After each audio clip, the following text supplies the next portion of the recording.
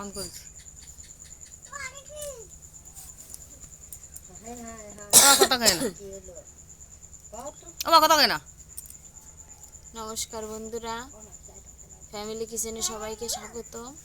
আমি আজকের আবার একটা নতুন ভিডিও নিয়ে আপনাদের মাঝে হাজির হয়েছি। আজকের আমি বানাবো ছোট কাঁকড়া দিয়ে পেঁয়াজ রসুন কাঁচা ঝাল দিয়ে ভাজি। এই এই এই ভাজিটা গরম ভাতের সাথে অনেক সুন্দর লাগে। আপনারা বাড়িতে এই ভাজিটা বানাই খাবেন। চলেন আমি এবারে কাঁকড়া পেঁয়াজ কীভাবে ভাজি করি আপনারা দেখবেন। কাঁকড়া পেঁয়াজ ভাজি করার জন্য দেখেন আমি কাঁকড়াগুলো, এই ছোটো কাঁকড়াগুলো কেটে ধুয়ে নিছি। পেঁয়াজ আর রসুন কেটে নিছি, কাঁচা ঝাল কেটে নিছি। আর এই যে কাঁকড়ার থেকে যে গিলুটা বের হয় সেই গিলুটাই বাটিতে নিছি। এবার আমি চুলোটা ধরাইয়ে এগুলো আমি ভাজি করব।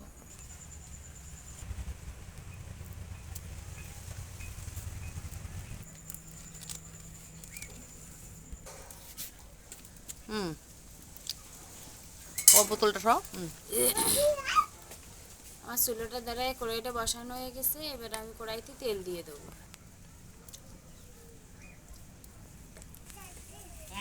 তেলটা গরম হয়ে গেছে, এবার আমি প্রথমে কাঁকড়াগুলো দিয়ে দেবো। আমি কাঁকড়াটা ভাজার জন্য অল্প একটু লবণ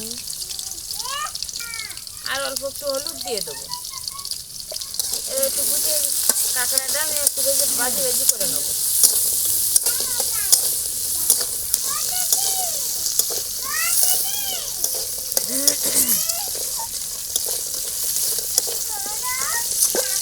এই দেখেন আমার কাঁকড়াটা হালকা ভাজি ভাজি হয়ে গেছে। কাঁকড়াটা দেখতে কতটা সুন্দর হয়েছে, লাল লাল। এবার আমি দিয়ে দেবো এতে পেঁয়াজ আর রসুন। এই যে পেঁয়াজ আর রসুনটা কুচিয়ে রেখেছি এইগুলো দিয়ে দেবো। এর সাথে দিয়ে দেবো কাঁচা ঝাল চিড়ে রেখেছি সেইগুলো। এবার আমি আরেকটু নেড়ে ছেড়ে এগুলো একটু ভেজে নেব।